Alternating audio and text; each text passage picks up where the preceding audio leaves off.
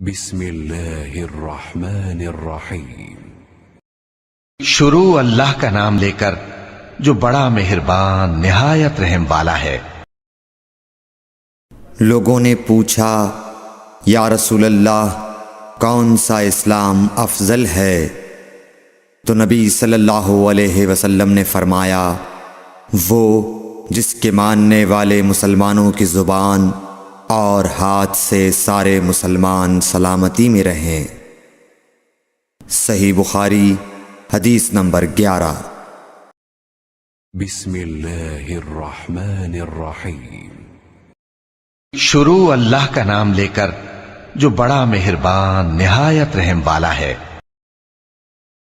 ایک دن ایک آدمی نے حضرت صلی اللہ علیہ وسلم سے پوچھا کہ کون سا اسلام بہتر ہے؟ فرمایا یہ کہ تم کھانا کھلاؤ اور جس کو پہچانو اس کو بھی اور جس کو نہ پہچانو اس کو بھی، الغرض سب کو سلام کرو۔ صحیح بخاری حدیث نمبر 12۔ حضور اکرم صلی اللہ علیہ وآلہ وسلم نے فرمایا تم میں سے کوئی شخص ایماندار نہ ہوگا جب تک اپنے بھائی کے لیے وہ نہ چاہے جو اپنے نفس کے لیے چاہتا ہے۔ صحیح بخاری حدیث نمبر 13۔ رسول کریم صلی اللہ علیہ وسلم نے فرمایا قسم ہے اس ذات کی جس کے ہاتھ میں میری جان ہے، تم میں سے کوئی بھی ایماندار نہ ہوگا جب تک میں اس کے والد اور اولاد سے بھی زیادہ اس کا محبوب نہ بن جاؤں۔ صحیح بخاری حدیث نمبر 14۔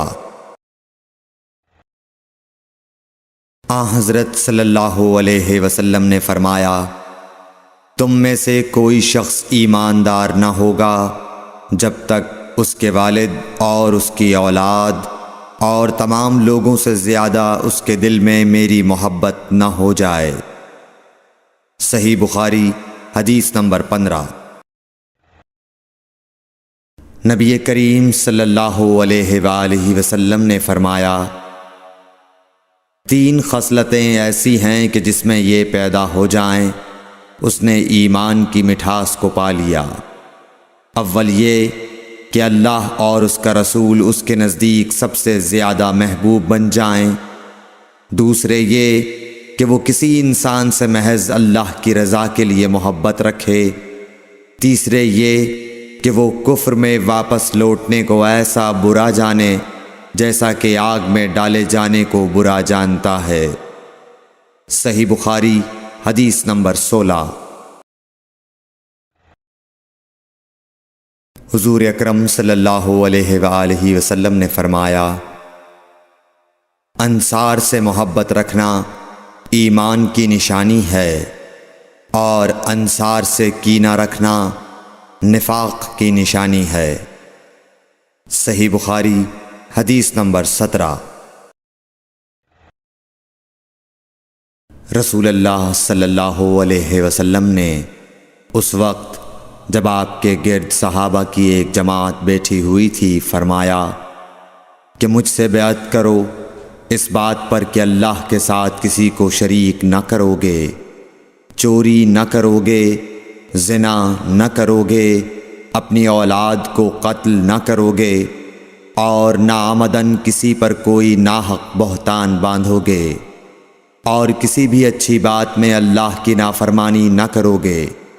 جو کوئی تم میں اس عہد کو پورا کرے گا تو اس کا ثواب اللہ کے ذمے ہے، اور جو کوئی ان بری باتوں میں سے کسی کا ارتکاب کرے اور اسے دنیا میں اسلامی قانون کے تحت سزا دے دی گئی تو یہ سزا اس کے گناہوں کے لیے بدلہ ہو جائے گی، اور جو کوئی ان میں سے کسی بات میں مبتلا ہو گیا اور اللہ نے اس کے گناہ کو چھپا لیا تو پھر اس کا معاملہ اللہ کے حوالے ہے، اگر چاہے معاف کرے اور اگر چاہے سزا دے دے۔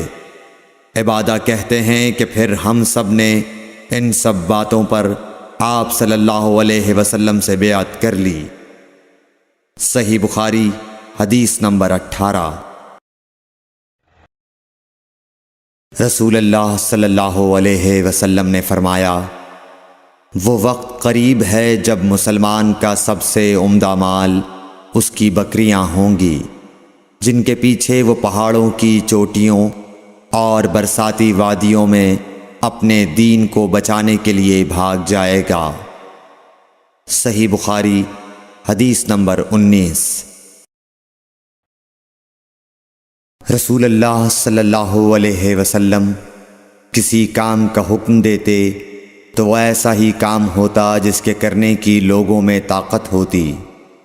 اس پر صحابہ کرام نے عرض کیا کہ یا رسول اللہ، ہم لوگ تو آپ جیسے نہیں ہیں، آپ تو معصوم ہیں اور آپ کی اللہ پاک نے اگلی پچھلی سب لغزشیں معاف فرما دی ہیں، اس لیے ہمیں اپنے سے کچھ زیادہ عبادت کرنے کا حکم فرمائیے۔